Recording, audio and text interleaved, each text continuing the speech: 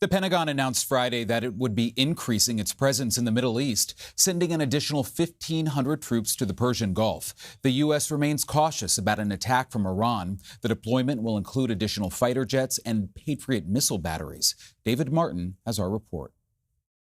The attacks of the past weeks have been scattered and sporadic. Holes blown in tankers at anchor outside the Persian Gulf, drone strikes on Saudi oil facilities, and most recently, a rocket fired into the green zone in Baghdad where the U.S. Embassy is located. But today, a senior military officer said they were all part of a campaign orchestrated by the government of Iran. We believe with a high degree of confidence that this stems back to the leadership of Iran at the highest levels, and that all of the attacks that I mentioned have been attributed to Iran. Intelligence that Iran's leaders were preparing these and other attacks prompted the U.S. to send B-52 bombers and an aircraft carrier as a warning. Today, the Pentagon followed up with 900 additional troops to beef up defenses, both in the air and on the ground, at bases in the Persian Gulf. President Trump seems confident Iran got the message. I don't think Iran wants to fight, and I certainly don't think they want to fight with us. Iran does appear to have backed off threats to attack American forces directly. In recent days, several U.S. warships have transited without incident through the Strait of Hormuz, even though Iran has threatened to close the strait.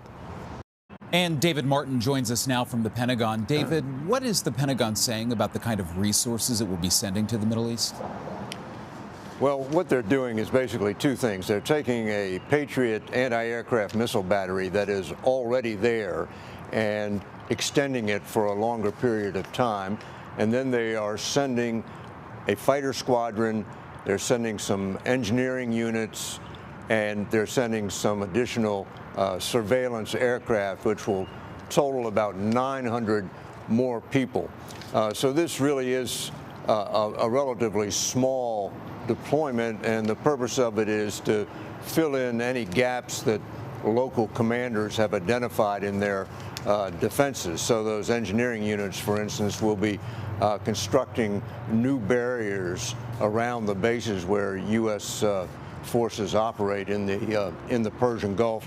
Those fighter aircraft, there are already many fighter aircraft in these Persian Gulf countries, but another squadron, which is 12 to 15 aircraft, will provide what the Pentagon calls more depth to the defenses. So this is really a fine-tuning to that major buildup that occurred 3 weeks ago when the U.S. ordered the aircraft carrier and the B-52 bombers to the Persian Gulf. And so what are you hearing about how long this surge is going to last? Well, the end game here, as far as the Trump administration is concerned, is that the Iranians cry uncle and agree to come back to the negotiating table, sit down and negotiate away their nuclear program, not just a temporary freeze, but a permanent freeze on their nuclear program. They agree to stop testing ballistic missiles, and they agree to stop supporting terrorist organizations overseas. That's about as big an ask as you can get, and the Iranians so far are rejecting it. But what the Trump administration is counting on is that the economic sanctions will reduce their oil exports to zero, and that will put the economy in a nosedive, and the Iranians will be forced to negotiate. But I think we are a long way from that moment. So you're looking at the new normal for the Persian Gulf. All right, David Martin at the Pentagon. David, thank you.